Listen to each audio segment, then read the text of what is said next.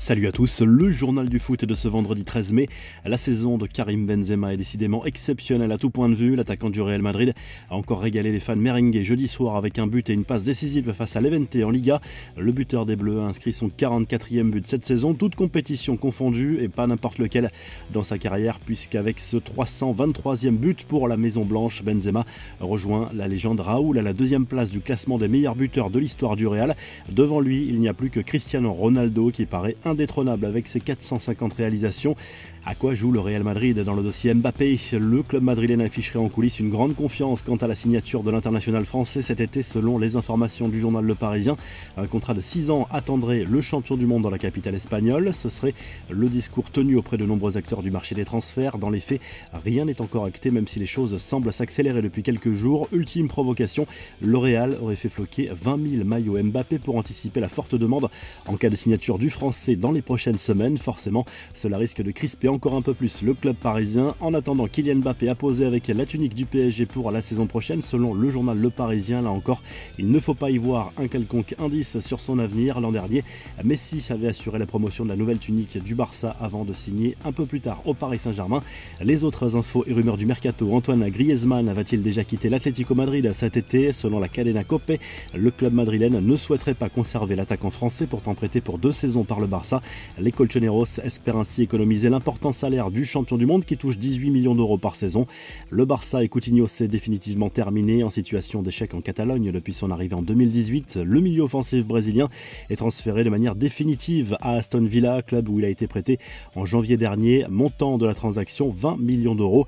Les nouvelles confidences de Gianluigi Donnarumma à l'occasion d'un entretien à l'AFP. Le gardien italien a reconnu que l'alternance des gardiens cette saison au PSG avait été difficile à vivre et qu'il ne voulait pas connaître une telle situation à nouveau. Ça ne se passera sûrement pas comme ça parce que je pense que le club fera des choix à lâcher le vainqueur du dernier Euro avec la squadra Azzurra. Enfin, Manchester City a dû faire des concessions pour accueillir Erling Haaland. L'international norvégien a en effet négocié une clause libératoire à 150 millions d'euros qui pourra être activée en 2024. L'actuel buteur du Borussia Dortmund se laisse une éventuelle porte de sortie comme il l'avait fait en signant dans la Ruhr en janvier 2020. Les infos en bref: Tottenham se relance complètement dans la course à la Ligue des Champions, large vainqueur du derby face à Arsenal 3-0. Les Spurs reviennent à un petit point des Gunners avant les 2 dernières journées de championnat. Kane, auteur d'un doublé, et Son ont encore marqué. Les confidences courageuses de Gérard Piqué dans un entretien avec l'ex-défenseur de Manchester United, Gary Neville, pour une émission diffusée sur YouTube. Le défenseur central espagnol s'est dit opposé à la Super League, une prise de position étonnante alors que son club, le Barça, figure parmi les 3 clubs toujours investis dans le projet. Piqué y voit la mort du football à moyen terme et la disparition de nombreux clubs dits secondaires.